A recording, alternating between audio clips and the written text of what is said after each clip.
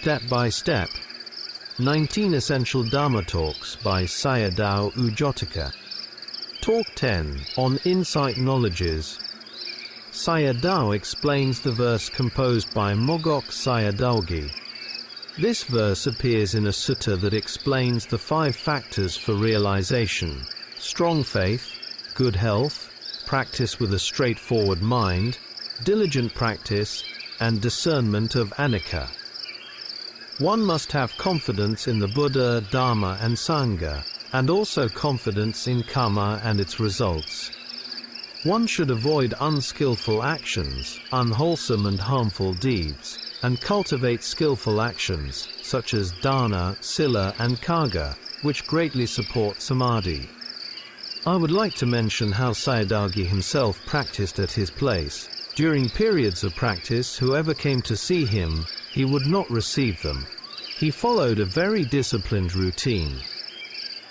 Some disciples mentioned that Sayadaw never used a clock, yet whatever he did according to his timetable was always very accurate. Do not try to make a rising and dissolution happen by yourself. If samadhi has strength, the inclination of the mind can shape experience according to desire. For example, wanting rapture to arise. This should not be done. Here I would like to present you Sun Luin's experience when he was practicing at Ubakin Meditation Center. Practicing Anapanasati, on the 3rd day he reached Upacara Samadhi. The 5 jhanic factors arose, and all his bodily pains disappeared. It was August, during a season of heavy rain. He did not bring an umbrella. The yogi's dwelling, Dhammasala, and the eating place were about 100 yards apart. He decided to make an experiment. At that time he was in a strong samadhi state and made an assertion of truth, Sakakirya. I did not bring an umbrella. May this truth cause the rain to stop for a while. Instantly the rain stopped. He ran to his cell, and after arriving, the rain began again. At first he thought it might be coincidence, but for 10 days it happened repeatedly. Each time he made the assertion of truth. You must contemplate these experiences as a stranger, without identification. In the initial stage, the yogi discerns both arising and dissolution. With the development of jnana, insight knowledge deepens progressively. There is no attention to arising, instead attention rests only on dissolution, seeing it clearly. This is the knowledge of dissolution, bhanga jnana. Pain and ache exist only as subhava phenomena, known merely as momentary events, like brief flashes. At first, bodily form is still perceived. Later, only the nature of dissolution remains. The mind no longer goes out toward objects of form. As dissolutions become more frequent, fear may arise, and phenomena are perceived as dangerous. This is the knowledge of fearfulness, bhaya-jnana. Seeing dissolution clearly is knowing the essenceless nature of things. Later, one becomes weary of the dissolutions. Some people mistakenly take this weariness to be toward external objects or family members.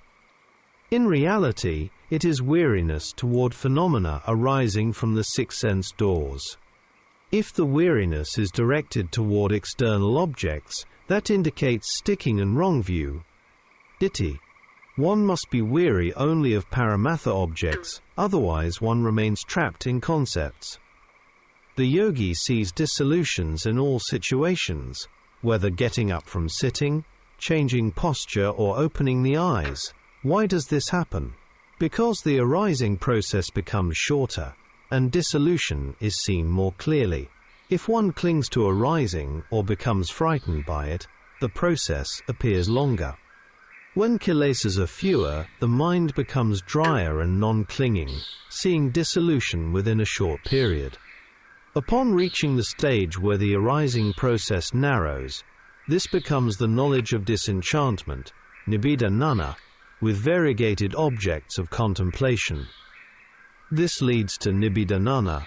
If panna declines, this knowledge can fall back.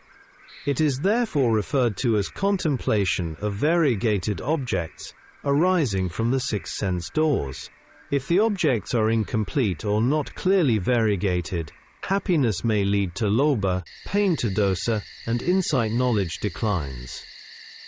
Thus one must fear arising and passing away, anicca, not pain itself. This is the proper use of variegated contemplative objects in insight practice.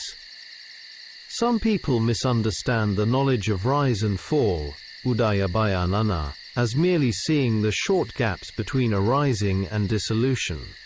In truth, this knowledge knows dissolution in an inclusive way. It is like raindrops falling continuously.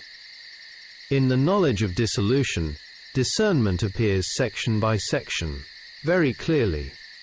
At the beginning, phenomena may be seen as being in a confused or crumbling state, because knowledge is not yet sharp enough, and cannot follow the rapidity of dissolutions. This is not yet the stage of narrowing down anicca.